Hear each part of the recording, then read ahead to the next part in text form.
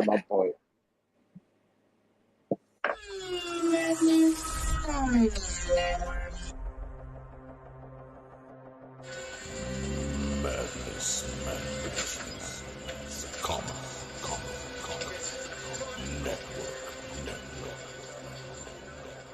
Yo, everybody, it's me, Pops Van Zant from the Madness Comic Network, and I want you to have a heads up and look out for our sign-up page for the Roku campaign on Kickstarter. We're going to be trying to get the funding to get the Roku channel set up for people like that guy, the guy who's recording this, can get his show up there on Roku and start getting monetization today.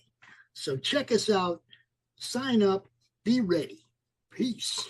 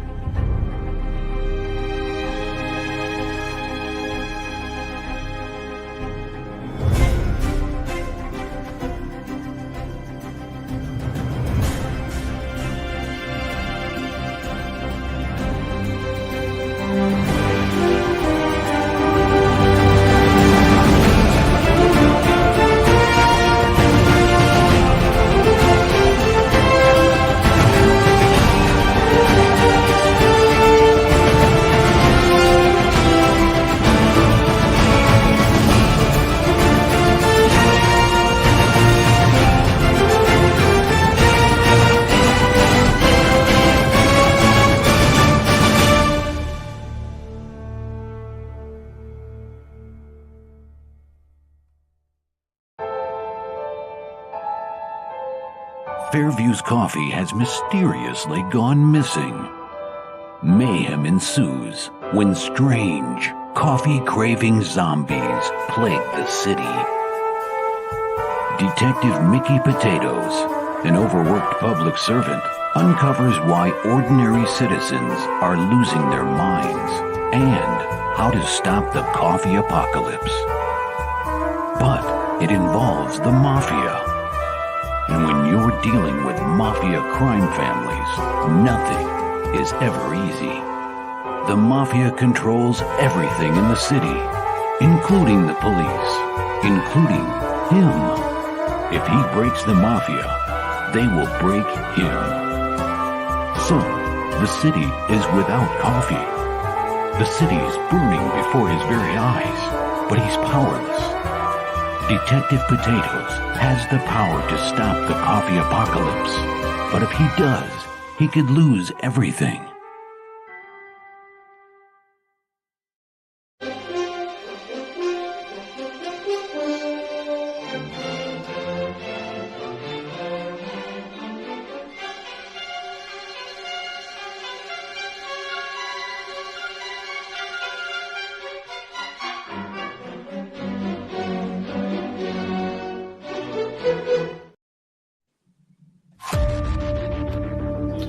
Boys and girls, this is Ron from RomoArt, also from Sector 7. Alright, take two. Nope.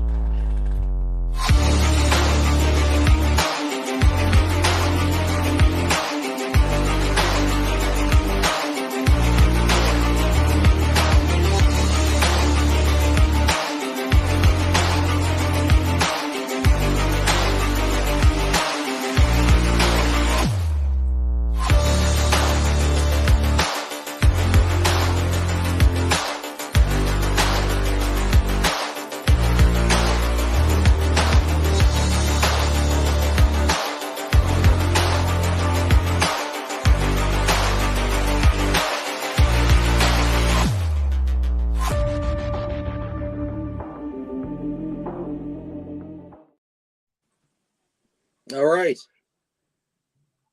Hello, my friend. How are you? Good, buddy. How are you? Thanks for having me, Ron. Doing good. It's good to see you again. Good to have you on the show again. We got Ginge with us, creator of, co-creator of Waifus and Kaiju, right? Correct. Yeah. All right. Waifus and Kaijus. Right. Yeah. Excellent. Excellent. So before, when we were like backstage, we were talking about Chuck Dixon, which is a huge huge surprise and really awesome thing that's going to happen on this show on the 18th of September. And we were talking about his co-conspirator with Bane, you know, the man, Graham Nolan. Graham Nolan. So in the late 90s, I knew a guy who knew Graham through the Warner Brothers store at the Galleria Mall in Buffalo. And Graham actually doesn't live more than probably a couple hours away from me. So I was invited to his studio, and that was really, really cool. Really unique experience. I doubt he would even remember, but I actually wrote him an email when we were trying to launch Sector 7, kind of reintroducing myself and saying, you know, I'll send you everything we got. I'll send you the story. And if you like it, could you please just give us a shout? You know what I mean? So I typed up everything that we didn't even have yet. Like I typed up, like me and Matt had the first book done, but the overall plot for the entire series was not, we didn't have it yet. We knew what was going to happen, but I literally spent like 2 nights just creating the entire series just to put something down on a page. And I figure if Matt doesn't like it, we can just change it later. I need something for Graham. You know what I mean? Right. And he must have liked it because he, you know, he said, yeah, I'll do that. And he gave us a shout out for Sector 7, and that was really, really nice of him. So, and you know, these big guys, it's like you were saying before the show, when you're on, especially when you're on Twitter, you do feel like you're all in the same building, but like maybe on different floors. And that's a really good way of looking at it, because you can immediately, if you know, they're on and you can interact with someone at Graham's level immediately. You know what I mean? It's almost like just sending an email to the upper floor. You know, it's really cool. And a lot of times, like I've written something to Chuck Dixon, not to him, but like on one of his posts, and he wrote back, and I'm like, holy shit! Like Chuck Dixon wrote something about what I wrote in his post. It was just really cool. So Hojo, Hojo, I know. What's up, Hojo? So Hojo I'm doing some work for him. I'm doing some character designs for him, and he said that Chuck, I'm gonna keep probably confusing Graham and Chuck a lot, because like they're at the exact same level with the, you know what I mean? Like they're both amazing. So, but Pops. What's up, Pops? What's up? Can y'all hear me? Yeah, we can hear you good, buddy. Yeah. All right, cool. I'm out, obviously. If you can see, there is a bunch of cars here. We're having a little bit of a birthday party. They're inside right now watching this on the big screen. I'm gonna walk in there and walk y'all through in a minute. Okay. But, all right. Ginge, what's up, my friend? What up, buddy? How you doing, Pops? I'm doing the thing, man. Look, it's probably gonna be dark when I go in there. You're probably not gonna be able to see shit. But yeah, we're out in a beautiful Michigan day. It's like 70 degrees, maybe. It's like perfect outside. I'm gonna have me a really good night, and I want you guys to know that I had to come out here and say, you know, happy birthday to me. Happy birthday, Pops. And happy birthday to you, Pops. Well, it ain't don't start till midnight, but I'm starting early because tomorrow, I think you know, it's already started. It seems like it may have already started. Yeah. Yeah. If you checked out any of the pictures that I posted on Facebook earlier, I met a new friend, a little Saint Bernard Husky Pit Bull mix named Octavia. Wow. Which is a new member of the family over here. And I'm like, oh, this dog's just cool. And, you know, just having a good time over here with some people. And what can I tell you, man? It's like, it's nice to get out of the office for a minute. You know what I mean? You guys usually see me. I'm always tucked down in the room. I'm always doing the thing. But it's nice to get out the house, have a good time. Yep. And I encourage all of you to do it whenever you can. Yes, I've had me a little bit. I kind of agree with Ron. It sounds like the party's already started, Pops. But it's have a great weekend. He's well into the party. Yeah. Right. Do you guys like Mounds bars? No. Yeah, it's No, not with almonds I in it. don't. No, it doesn't have the Mounds is the one without the almond. Does it have Almond coconut Joy in it? has nuts. Mounds don't. Mounds don't. Okay. I don't think I I like make a Mounds. drink. I thought I've always had them. I make a drink that tastes exactly like a Mounds bar. You get some of that mudslide and you get some Malibu coconut rum and you double shot it. A shot of each. Mhm. Yeah, I've had a Yeah. couple. I've had a couple. Yeah. Yeah. Yeah. Having a good time. I'm gonna crash Timothy's show later and I'm gonna be probably a little worse off then than I am now. Look, we Get you got some of those ribs. liquid-filled chocolate potholes. You want to sort Dude, of we got make ribs in the pleasure smoker business. right now. We're gonna have ribs. They got some awesome queso dip in there. Look, we're just having a good time, man. I would go in there, but it'd probably be like too smoky to see anything. I'm just saying. Yeah. I'd have to be waving my hand in front of the camera, you know, so you can see 2 feet in front of you.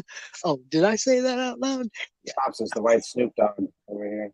Kind of looks like him too a little bit, to be honest. Yeah. You're actually, you're not far off.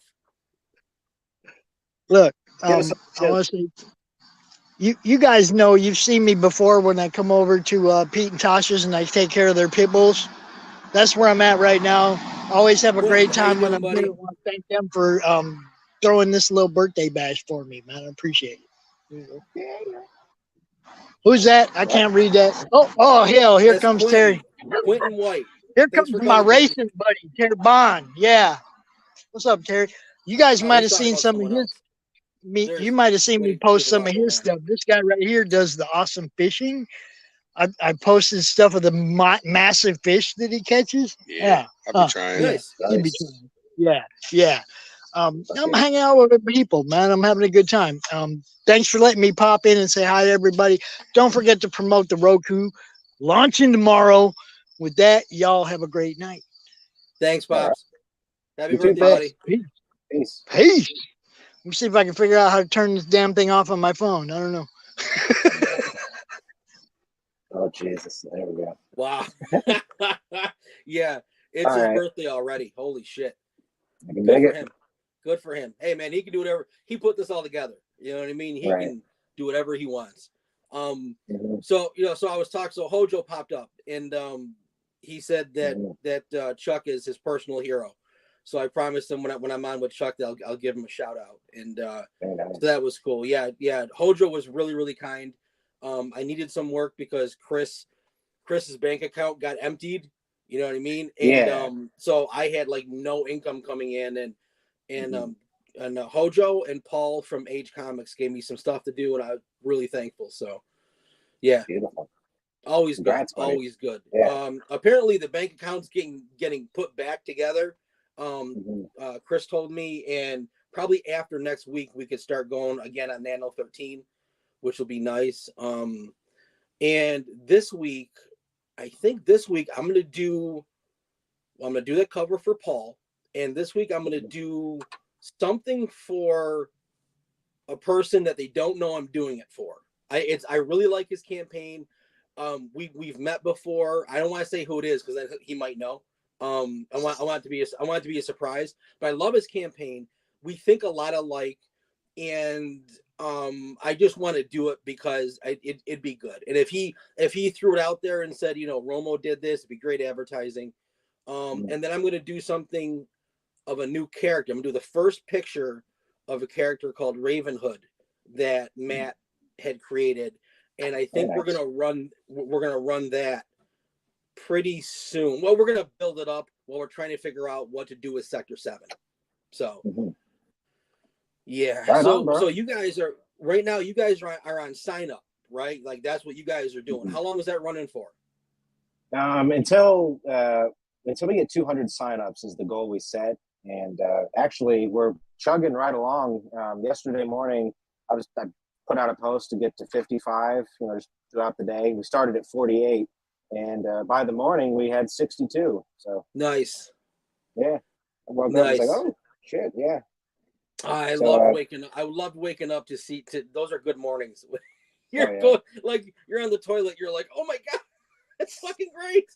Yeah, those are good warnings, man. Yeah, it's I try not to come into things as a pessimist or anything, but I just try to come in with some very realistic expectations is what I try to shoot for. And you know, with a little bit of like, you know, especially having done this for it's about 3 years now. It's like I see a lot of campaigns, pretty much one every week. So you kind of get your finger on the pulse. So, you know, especially this will technically be my second. This will be my second creation, but my third campaign. So still newer, awesome. I'd say. But yeah, we're doing good, better than I expected. So. Excellent. Brittany, go ahead and just slam up some pictures for us. Oh, well. Yeah. Oh, Brittany's getting some pics ready for us. So did the first two things you did they fund? Yes. Yep. Excellent. Awesome, dude. Right. So my first book, and that's actually how I met Pedro, which is right here, Spells and Superheroes. That was about 2 years ago now, and that funded. And then the second book was, I didn't write it, but I rewrote it, essentially, just the dialogue, but it kind of came out a bit different. It was actually Pedro's book, and originally how I met Pedro was he's an animator, and so I hired him to do a trailer for me for my book, Spells and Superheroes, and he did a fantastic job. I really credit it as like one of the things that just piqued people's interest right away. I can even pull it up if you like. But, yeah. Right. But really, it's like about 6 months or so after that, I started my YouTube just doing like solo stuff, you know, because you hear a lot, you know, you want to have your own YouTube channel just to promote yourself. That's why I did it, dude. Same thing. That's why I did it. Yeah, and I've been watching YouTube for like 10 years, and again, I put that on the list of things I never thought I'd be doing. Right? Nope. Doing YouTube. No. But yeah. So Pedro just popped in randomly to like into the chat, just as soon as I was like, you know, just like one of my first episodes, whatever. But yeah, I asked him some questions about Panamanian animation because he's from Panama, the country, and yeah. After that, he came on the show, and then I asked him to be my partner, but no homo. Let me rephrase. I asked him to be my co-host. Yeah. No, but yeah. And then we've been rocking out for 2 years, so it's been good. It's so much easier when you have someone that you can play off of. Much easier. And I tend. It's hard to explain. It's like you said. You're positive, but you have realistic expectations. You know what I mean? And for me, maybe my glasses are a little bit more tinted than other people's. It's so, you know, I do see more of the negative in things, and I tend to speak about it more, but it's more of just pointing out like the realities of what this is. You know what I mean? Dude, I've learned so much. Like, I've only been in this since fucking like March. You know what I mean? And what I've learned since March is I knew nothing about the indie side of the industry whatsoever. You know what I mean? I knew the YouTube was important. I knew having an audience was important, but I was still under the assumption of old school thinking where if you have a good product, like if you build it, they will come. You know? Right. Well, they not enough came, you know? Right. You know what I mean? And it's like, it's only because the product is fantastic. Sector 7's awesome. But we just like in the old school, your product would make your name. Now you have to figure out how to make your name before the product. Hey, Richness, that's my boy. Giggity. How you doing, buddy? Thanks for coming. Yeah, so I mean, I really didn't know how fucking important that was, and how you could have a great product, but you don't have the name. And it's like, well, wait, how the hell do you build a name? It's just counterintuitive. It's so counterintuitive. So I had to really learn a lot. Me and Matt have learned a lot, and we're going to relaunch Sector 7 again. We're just not sure. We're kind of sure where we're going to do it. Not really sure in what capacity yet, but it's like I said since the beginning, it's not going anywhere. So whether someone had picked it up like a month ago or picks it up a year from now, I know it's going to get done. you know, but here I am, you know, trying to make the name first. And it's just a very strange way of going about business, you know? Yeah, it is different, really. You can't just sort of put something out and advertise, you know, the product usually with like normal business. That's typically how it goes. But yeah, I think this is like, people have made this comparison, but I think the personality element of it comes from the image revolution in a lot of ways, because not only were they really fantastic artists, they also had big personalities and fan bases, and you know, going out and establishing their own studios underneath one banner is another thing that's really interesting. So Yeah, I think this is just a much larger version of that in a lot of ways.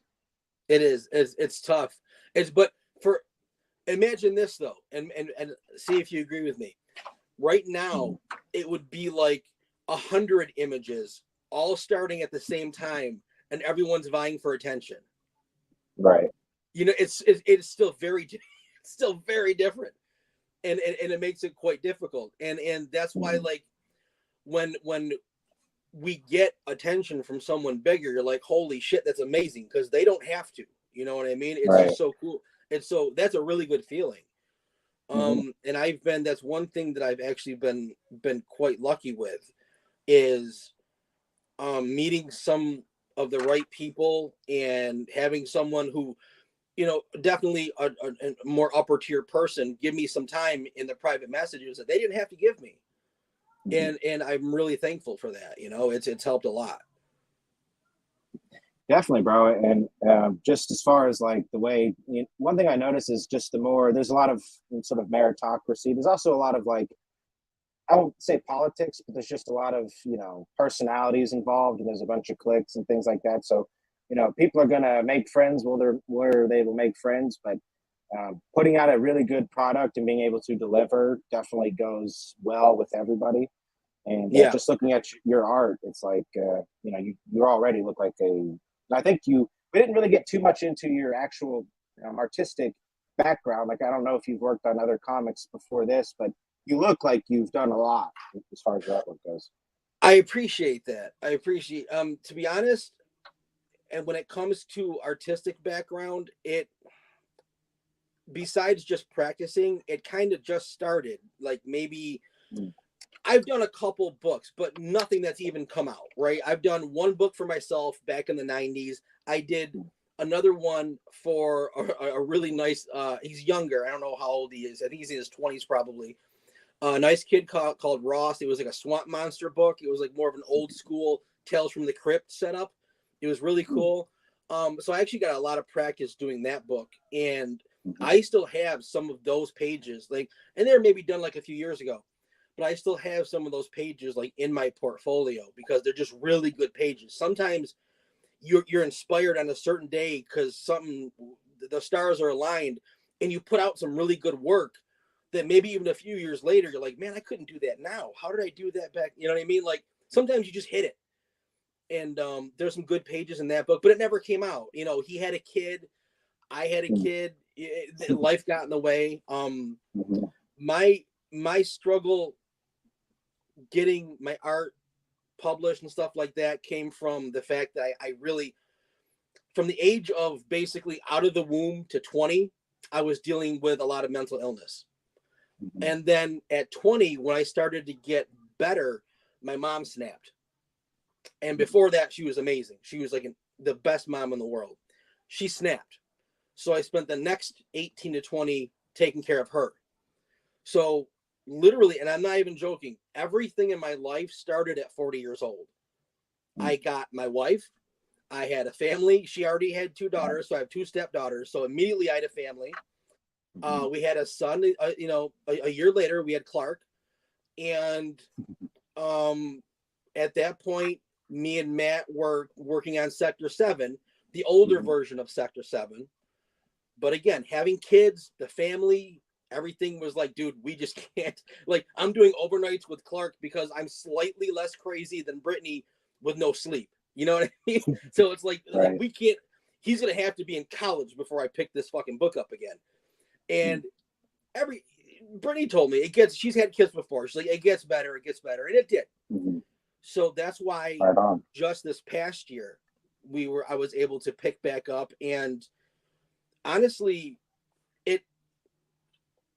I look like I'm at a certain level, but it's because you didn't see me 5 years ago. You didn't see me 10 years ago. Like, I wasn't even close. I tend to make, when I make jumps in skill, I tend to make very large jumps. Maybe someone will piss me off because they said something. I had that happen before, actually. I was at a comic book store in Buffalo, and he's a pretty well-known guy in Buffalo. I think Graham Nolan actually probably knows him. He's a well-known guy who's owned the comic store for like 50 years in Buffalo, okay? I bought my stuff into him. We had talked before, and we had been friends. And he's like, he hadn't seen me in years. And he's like, man, I thought you'd be further ahead than this. And I'm like, you motherfucker. I got so mad. I swear to you, after that, my inking jumped 10 fucking fold. I was so pissed. And like, it just, it's weird like that. But if you had seen me 5 years ago, it wouldn't look like what I can do now. And it's just that I kind of, like I said, I just started this whole thing as my son's at the right age, barring any normal stresses that everyone else has. There's no excuses. It's time to do this, you know? Right on. So yeah, I have a history of, but it's all just practice, you know? I don't know. What was that? Creative Cranium. Yeah. Why don't we take a second and look at his, there's this. Yeah, we're going to take a second and look at some of your stuff, bud. Here you go. Oh, it's all good, man. I'm just hanging out. I love running my gums. So Ask him, tell us what's about these curls. Those are nice. Those designs. So obviously you're the writer, Pedro is the artist, right? Correct, Mundo. Now, did you guys, so like me and Matt's the writer, but we co-created Sector 7. Did you guys co-create this? Oh, yes, most definitely. The original idea was even Pedro's, and nice. a lot of our stuff. So him and I, we've been working together for over 2 years, like a little bit. So we've done his book, Tropical Magics. Before this, we were working on another series that here's a little, behind the scenes. If we're either going to offer it as a stretch goal or maybe just as an additional, like for the highest tier. But we have another series that we put on hold. And I'll tell you how this idea, Waifus and Kaijus, came to mind. But we've got another series we were doing, and we've done 2 horror shorts. And almost all of these were like just a crazy idea that Pedro had, and he threw to me, and I was like, all right. But so that's how this happened. He said he was in the shower and the phrase waifus and kaijus came to mind. And he hit me up. Yeah, he hit me up and he's like, bro, is this stupid? Is this a bad idea? And I was like, this is genius. Like, the name just caught me. Oh, man. And so we just basically stopped everything. And that was actually a little over a year ago now. So nice. I took the pictures he sent you on Twitter, made a little slideshow. Yeah. I'm sorry if he doesn't love 80s Just go music, ahead. but that's Just go what ahead. we got. Okay. Brittany's gonna run a little slideshow of your stuff here. Yeah. Thank you, Brittany.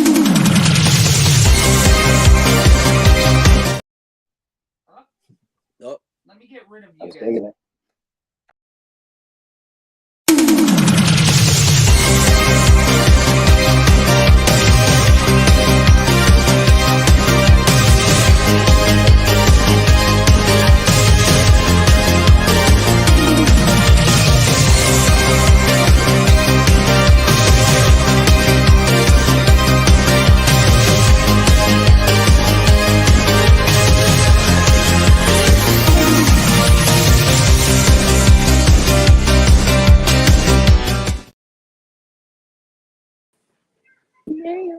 All right.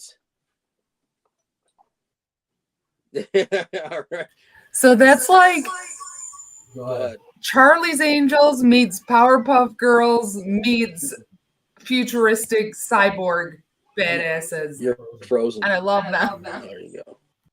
Thank you. And those actually aren't bad sort of comparisons, because Charlie's Angels was definitely one I looked at. I'm a research bug. So, Really? Yeah. Nice. Yeah. Well, I've just naturally been that way. And I've always wrote, throughout my life. sporadically, but never anything seriously. I don't know. I realized when I got into comics when I turned 28 that I was pretty much the only person holding me back from that. Like, always in my mind, it was something I wanted to do, but I was just seriously the only person not letting me do that. And so I never took it seriously until then. But come to find out that all the sort of falling down internet rabbit holes that I have would come to be very helpful in the form of research, right? Yeah. No, Powerpuff Girls, and just because I'm a big Craig McCracken fan, the guy behind that series, he worked on Dexter's Lab, Foster's Home for Imaginary Friends, just a bunch of really great cartoons. It's genius. And Totally Spies, that's another cartoon I looked at. It had like a trio of chicks, but I mean, a lot of this, and initially the first place I started too was the Mazinger series, and getting like straight to the spigot of drinking from the water hose, so to speak, of like the original inspiration behind it. And Pedro was again pretty instrumental in that element. Yeah, we give each other a pretty wide berth in terms of like almost all of the designs is completely him. Like, I throw ideas out, and 9 out of 10 times he goes with it. And that's pretty much the same thing with the writing too. He throws ideas out, and 9 out of 10 times I'll go with it. But if there's something particular that either one of us sees that we need to do differently, it's like we're pretty good on that. But it's a half of it is definitely a big love letter for Pedro's, because he's a big 60s 70s robot fan. That's like really the only anime that he'll cop to being a fan of. If you ask him about anything else, he'll say no. Okay. Yeah. Nice. So have you now? I don't know much about your background actually as a writer. Have you ever worked for any of the larger companies, or have you always just been indie? No, never worked for any of the larger companies. Have you ever always tried, been a dream. Or have you you're like, fuck it, I'm just gonna do my own thing? Well, when I first, the answer is no. I've never tried. And when I really got into comics, because I tried when I was 19 with my best friend, who's still my best friend now, but it basically ended up with like how school projects go. We've got one person doing all the work, the other person not doing anything. Yeah. Back when we were kids, me and my best friend, we had a story. I still have the paperwork on it. It's in the top of my closet. But I wrote a bunch of stuff. He tossed in some ideas, and it just sort of fizzled out, which is fine. But sort of fast forward roughly 10 years later, I stumbled across CG and internet indie comics and all that stuff. And mentioned to my buddy one day, we were playing Xbox, and I was like, bro, remember our old story? And he was like, yeah. I was like, we should kick that back up.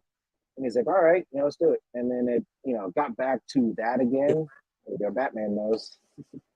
But no, it got back to sort of me doing all the work, and which was fine. But it sort of dawned on me at that point. I was like, well, if I want to do this, I got to do it for myself. So I just, that's fine. Like, sort of, you could say I left him behind. You could say I just, actually went on to do my own thing. But him and I, we still talk every day. It's like, it wasn't a big deal or anything. It was just like, he doesn't want to be a writer, really. And that's fine. Yeah. I love writing. I've always just been I'll talk a lot, so feel free to cut me off at any. No, you're fine, buddy. Shit, it takes the pressure off of me. I love it. Right. For me, I don't know if you are familiar. I'm sure you are. You remember internet forums? They used to be popular in the early 2000s, 2010s. Yeah. Right. There was a couple of forums that I was a member of. Like one, for example, was like a Yu-Gi-Oh forum, where it's just like, you're reading about the cards and people are posting. I was a big Yu-Gi-Oh fan.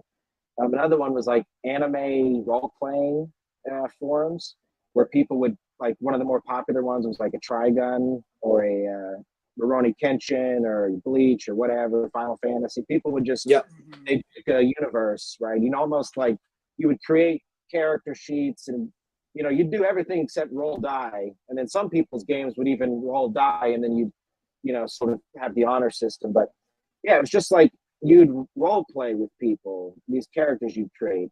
And while I wasn't really bold enough to participate a lot, I was still pretty young. I soaked it up as a kid and was just fascinated with the creativity and, you know, seeing all these new ideas inside, you know, familiar faces, and it felt cool. And it was just, you know, as a guy, and my girlfriend would sort of later go on to say about me that I'm a man that likes to play characters. I think that's true in a lot of ways. Like, I'm just a lunatic, but it's like, it helps, you know, just being naturally that way. I think, you know, just if you're going to be a writer, you got to have a little character. I think it helps. Yeah, I mean, I'm also a writer. I've got a lot of, that's kind of the good thing, I guess, about starting at 40 is I've got a bunch of stories lined up till I'm 80 now. You know what I mean? So it's like I got a lot of stuff I can definitely write. I'm a writer, but this is Matt's baby. Like Sector 7 is Matt's baby. The next book, what the fuck is it? Ravenhood. The next book, Ravenhood, that's going to be Matt's baby again. But we'll, just like Sector 7, I'm sure we're going to co-create the world, and I'm going to draw it. But when I write, and maybe this is the same for you or all writers, I don't know. But when I write, all I hear are conversations in my head, because I've always been a big daydreamer. So I've always had movies playing in my head. Like I was never. When I was in class, my brain was fucking gone. I hated school. I fucking hated school. Me too. So all I would do, like, yeah, that's exactly how I felt. So all I would do as a writer is I think of some characters, but then I just write down what they say. Like I never force the dialogue. Like literally, I'm just writing down, and the characters are in there and they're speaking, and I'm just writing down what they say. Like, what's the process with you?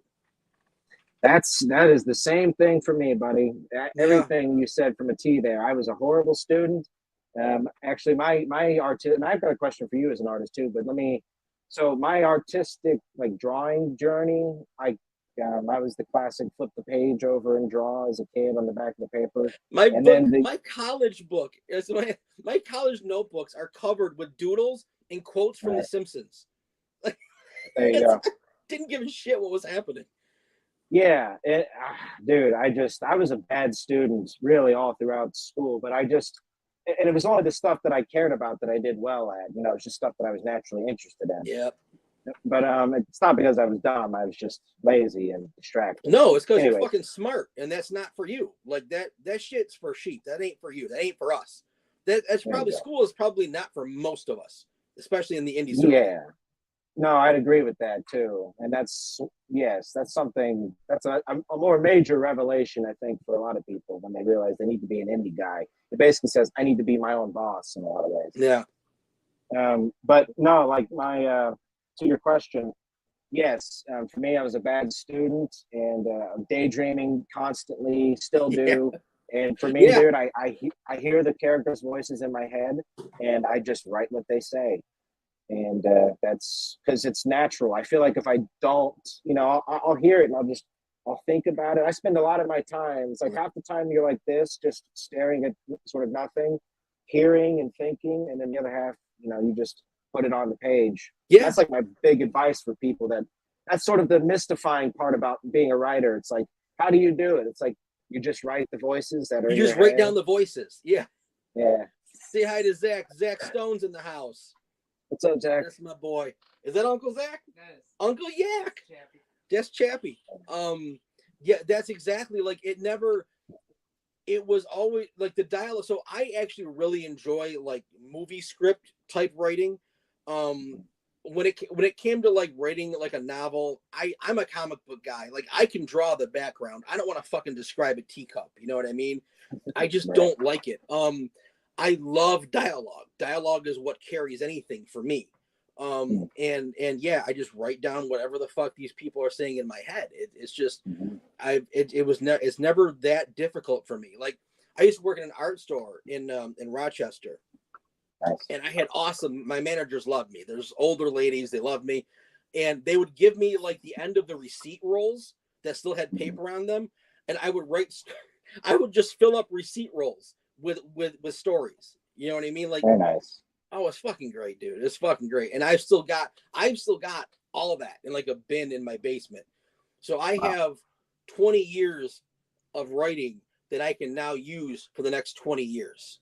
You know what I mean? It's starting late's not always a bad thing. So no, I don't disagree. And like there's times where I think about, I consider myself starting late, especially considering I wanted to do it at 19. Actually, even I've always wanted to be a writer, and even growing up with my cousin.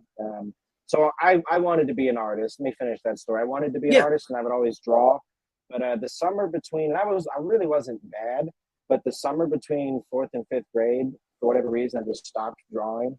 And then when we came back, first day of school, teacher, you do your whatever, and then you finally get loose to do some assignment.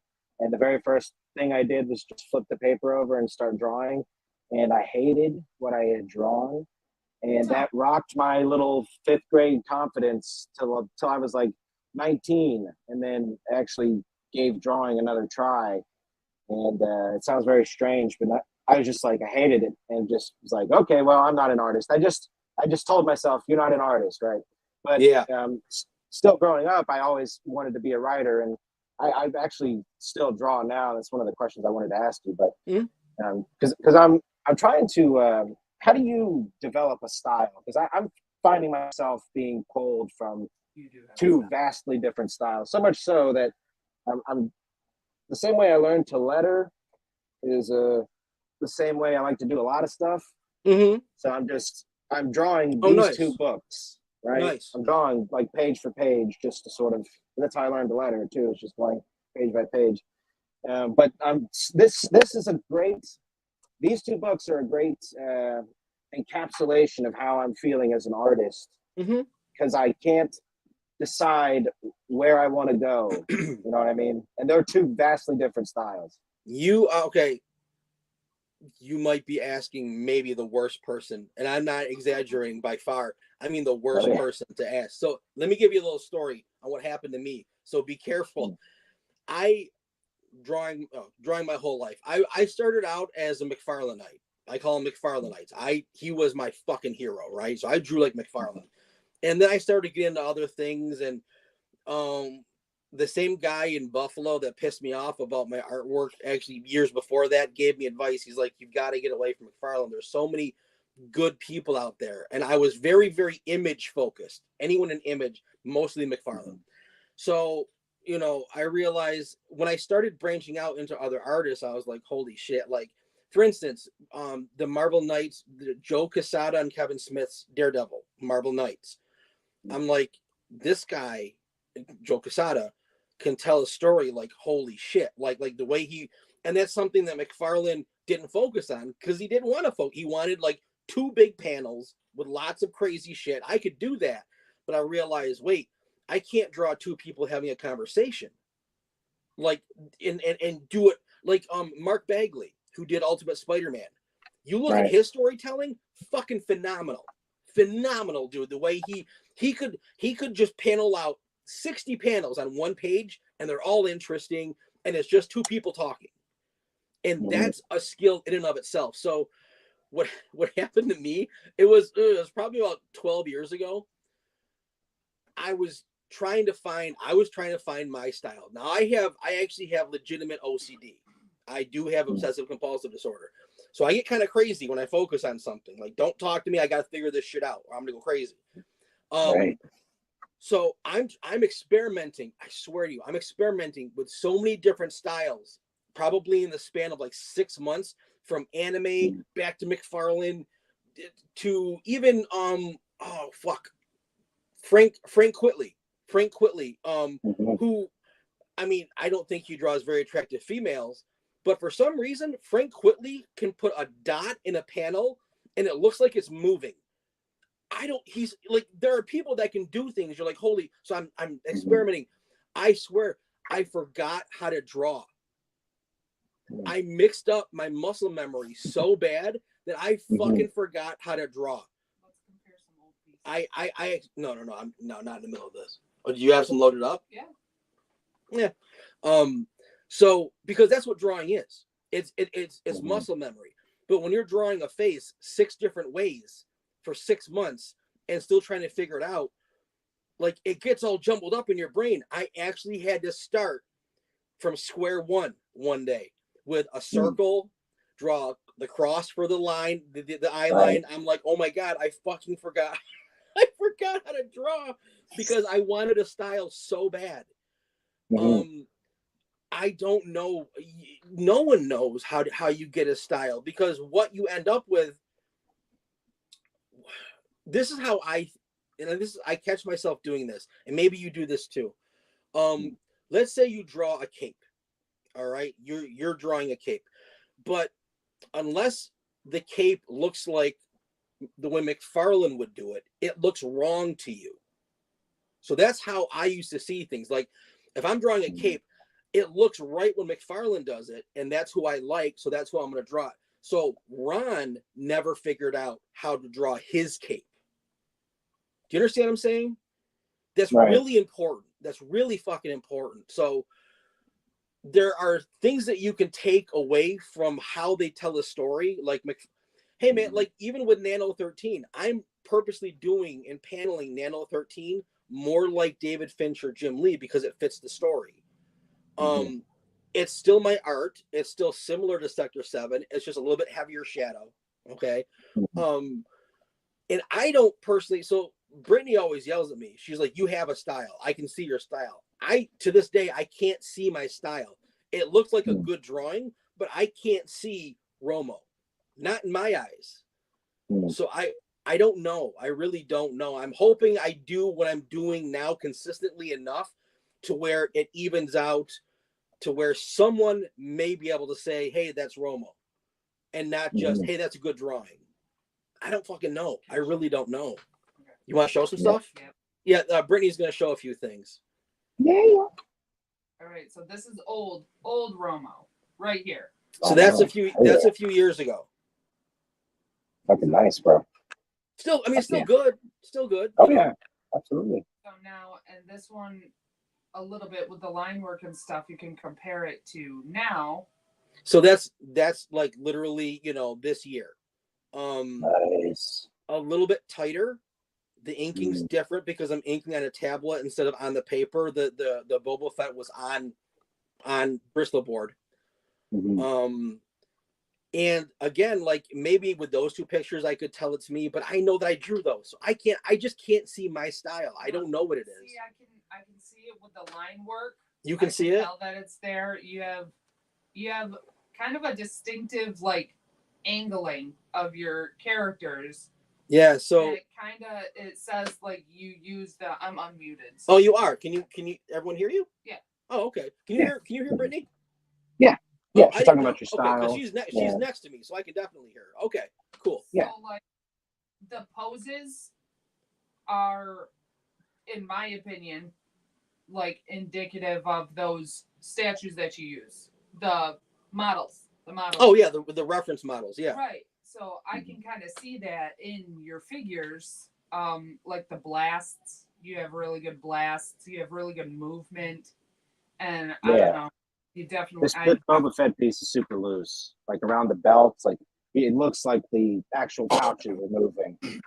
See, that's I did that when I was watching Jim Lee a lot. Do his thing on his art stream where he uses he'll do like I don't know. He'll just say, who do you want me to draw, and someone will say Scarecrow, and he'll just do he'll do a lot of the black background. He does whatever he does.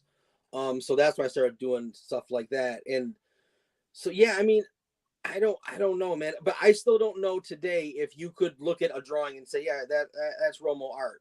I don't know if I could, unless I the perfect one. I gotta find it. But it's really hard. And that's unless you have a style, unless you're that artist that has a style already, that's every artist's dilemma. You're in the same boat as everyone else. Like, how do I find my style? That's the question. Yeah, no, you're right. Mike Mignola, that's the guy with the style at the gate that you know. Yeah, and even McFarlane, even Jim Lee, like you could tell, you can look at their old shit and it's McFarlane. Now you can also tell who they got it from, but you can still tell it's different enough that it's McFarlane. For me, it sort of comes from like this element of like, what am I being inspired by at the time? Mm-hmm. And I love cartoons and I love comic books, and like, you know, I don't know, are you familiar with Joe Catapano, the dude that does Star Circuit? It's this racing motorcycle comic. No, I don't have that. No, I don't know that one. He would be, I'll shoot you his Twitter. He'd definitely be the guy to chat please, with. Writer, artist, his work is absolutely incredible. I might be familiar with him, and I don't even know. You know what I mean? Like, I've seen so much new stuff since I started Twitter that it's hard to keep track. Like, I feel bad sometimes, like when I'm talking to you, and I don't know the last thing you did, but it's all like everyone's done so much, and we're all trying to do new things. It's hard to keep track of. I would there's a couple of things that I would say to be mindful of when it comes to art. And even though I'm an artist, I feel weird giving advice. I would definitely keep in mind, how would I do this? And not worry about, study everything. Study the way Frank Quitely can draw a speck of dust and it looks like it's moving away from the explosion. It's amazing, right? Study the way people tell boring, like a conversation piece compared to an action piece. Jim Lee does amazing action. I'm not sure Jim Lee could technically do amazing anything, but he's not known for like Mary Jane and Peter Parker talking in high school type thing. You know what I mean? He'd make it look good because it's Jim Lee, but he's known for action. Study how Jim Lee does his action. What do you like about it? But after you figure out what you like about it, take what you like, but then you got to say, how would I do it?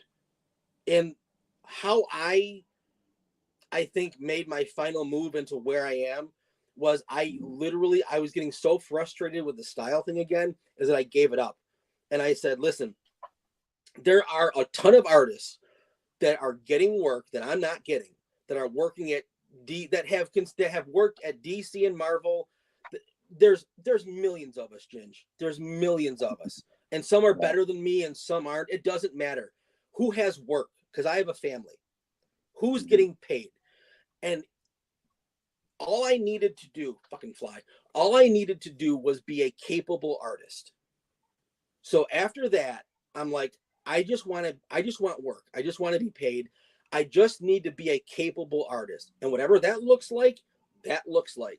And that took the pressure off of me.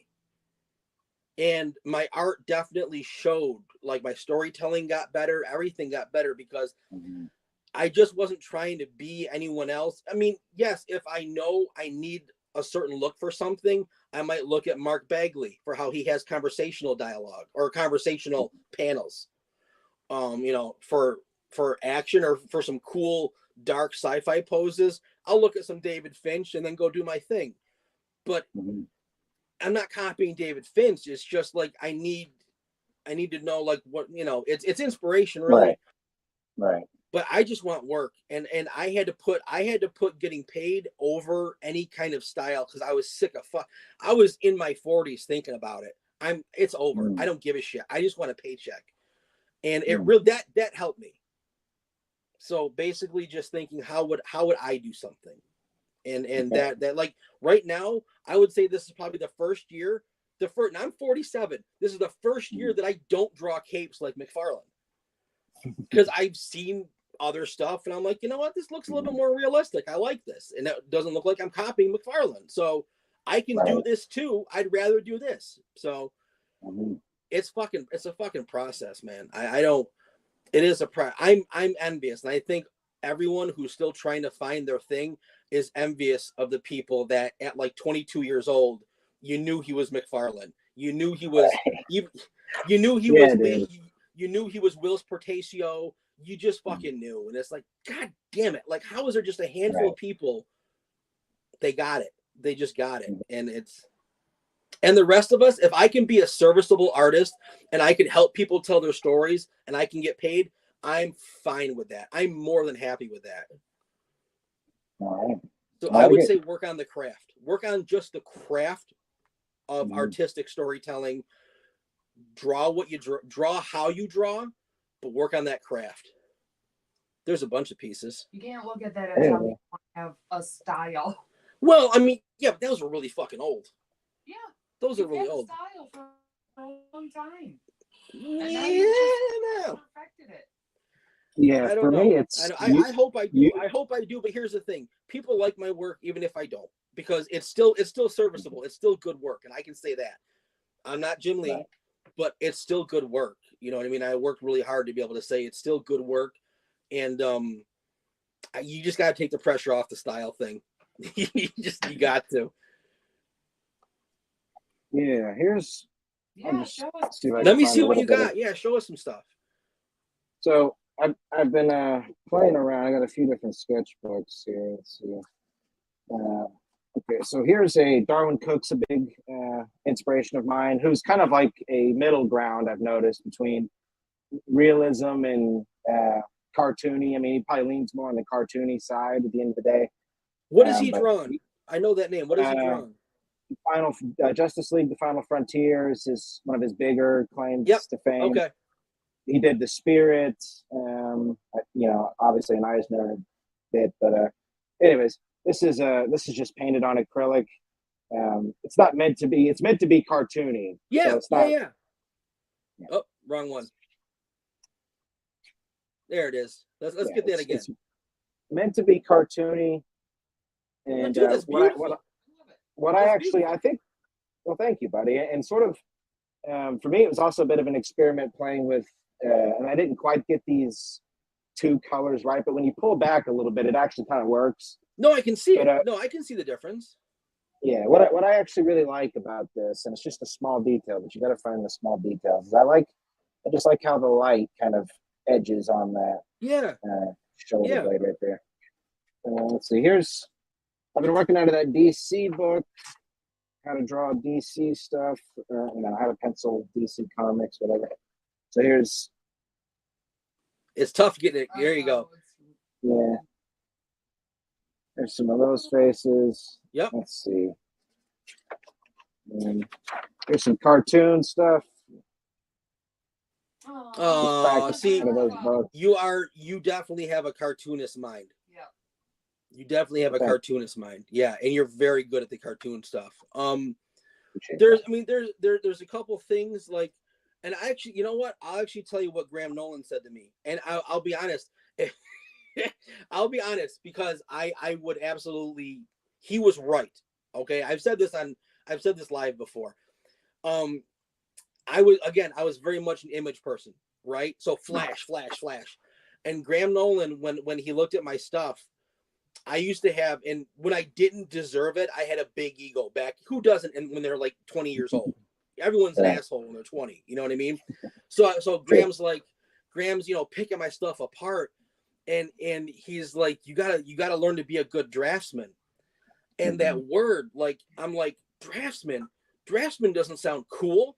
I want to fucking draw Spawn. What's a draftsman? Like, no. And it made me so angry. And no one cares about draftsmen when they're drawing Spawn, like the big guns and the big cape. And I'm like, holy shit. I got into my 30s. And probably before that, as I started looking at other artists, Graham Nolan was 1000% right. It's you have to learn how to. Now, when you're looking at McFarlane's stuff, you don't notice all the other. Well, a lot of people don't, unless they study him. You know what I mean? Mm-hmm. You're noticing the big capes and shit. But he's actually really good at drawing like bricks and buildings and staircases and things that you might not pay attention to if you're 15. But when you're older, you're like, wow, that perspective on that building's fucking beautiful. Like, that actually angles the picture correctly. You're like, holy shit, McFarlane was being a draftsman, a graphic design oriented draftsman, because he knew he didn't have the raw talent like a Jim Lee to draw amazing figures. He had to use graphic design elements, draftsman, to make it look really fucking good. And I'm like, fucking Graham Nolan was right. He was 1000% right. And that's why I tell you, focus on the craft and not on the style, and just take some pressure off. Because I tell you what, that Batman cartoon, there's another thing I learned in art school. I learned about 5 things in 4 years of art that you could have told me in 10 minutes. Waste of fucking time. But basically there's mistakes that you can tell that you don't know what you're doing, and there's something that looks like a mistake, but you know it's purposeful and it actually adds to the picture. That Batman, it wasn't a realistic drawing. It was a cartoon version of Batman. But in my opinion, that drawing was fucking perfect because all the shapes were there. I knew what it was. The colors were solid, and the piece just spoke on its own. You don't need anything else. It was done. And that to me is like, you really nailed it. Thank you. Yeah. Appreciate that, brother. Absolutely. Stick to the cartoons. Definitely learn some realism. Who is I can't read that one. Oh no. Valves, by the way. Valves, by the way. Okay, Valves BTW. How you doing, buddy or budette? I'm not sure. I'm not sure about your name, but how you doing? Thanks for coming. So yeah, you definitely have a cartoonist mind. I think that's why you guys are gonna kill it with the kaijus, the waifus and kaijus, because you guys are both cartoonists, like at least artistically at heart. And your story is I'm sure your story is gonna be great. That's how I was talking to Matt. I was like, it's too bad that you can't look at the story like you look at artwork. You look at artwork and in 2 seconds you're like, hey, that's good art. But to know if the story's good, you actually have to read the whole book. You know what I mean? So I'm sure your story is amazing, but you can't just look at it in 2 seconds and say, hey, it's a great story. It's not fair to writers. It makes your job more difficult, to be honest. It's tough because you can't just look at something and be like, oh, Sector 7's a great read. Did you read it? No, I just saw it. It doesn't make sense. It's tough. Yeah, especially with comic books. It's just something writers, you have to I don't participate in the the artist versus writer, who's more important. I'm in the camp that both are equally as important. But you'll find, I think a lot of it's like troll bait, but you will find there's been some very heated discussions online, just, as there is about a lot of stuff. But within our circle, it's like, I think it tends to lean on people finding that artists are more important. And I can definitely understand that. But again, for me, as a guy that's, always wanted to be both, I'm inspired by a pitch. Sometimes if I haven't seen the art, but I hear, something that sounds interesting, it's like, ooh, okay, let me check it out. And then when you see the art and everything else, you're like, okay, this looks great. So, there is that element of that. But I think just generally speaking, as a creator, unless you're like a superstar writer like Von Klaus, he's one of the CG guys. He did Monster MD, Terror in the Trenches. He gets hired to do a lot of like side projects for people these days. I know he's an artist, but he's sort of primarily known as a writer. And he's an example of a writer whose name has got a lot of weight to it, where it can bring a lot of excitement. But typically speaking, until you are on enough projects, until you can really prove yourself, as a writer, you kind of have to play backseat to the artist, which is fine too, because we're also usually project managers, right? Handling the gist of the whole thing while the artist takes care of the art. Yeah. So you kind of do have to take a back seat and sort of, it's not really a back seat. It's just, you got to put the pussy on a pedestal, if I may. Yeah. Obviously you could argue about which one is more important, but if you got great art and bad stories, I'm sorry, like look at the shape of DC. DC still has some good artists, but there is crumbling because the stories are shit. And like Brittany just said, look at the movies. The movies, I mean, yeah, the CG is pretty much god awful, but still, it's still prettier than what you would have seen 15 years ago. And you're like, wow, that's visually pretty, and this is so fucking boring. I want my money back. Like, you know what I mean? Like, there has to be, at some point, there has to be a fucking story, at least a serviceable story to make even the best of visuals worth it.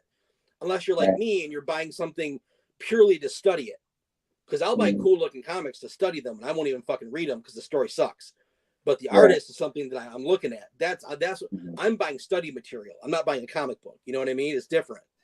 Right. It's all about the intent. Yeah. You know, just whatever you're trying to get out of it, if you can get out of it. If you're trying to be entertained and it's not working, then there you go. If you're getting it to study, you know, it works out for you, then perfect. Yeah. Well, Ginge, we are a little bit past the hour mark, but man, thanks for coming on, man. I really appreciate it. Next time, you know what? Next time I'll come on your show. You let me know whenever you want me on. We'll do this up again, and tell Pedro I said hi, and I will give him my love, and no homo. And yeah, thanks for coming by, man. I really appreciate it. And we're gonna sign out, everybody. Thank you very much for coming, and we will see you. I'll see you Monday at on the Adventures of Man and Romo. Everybody, take care. Thanks, guys. Love you. Peace. Thank you. Hey, yo, it's me, Pops Fan Marmalade, and you're watching the Comics-Related Madness Network. Uh-huh. So come get some. CromCon. CromCon.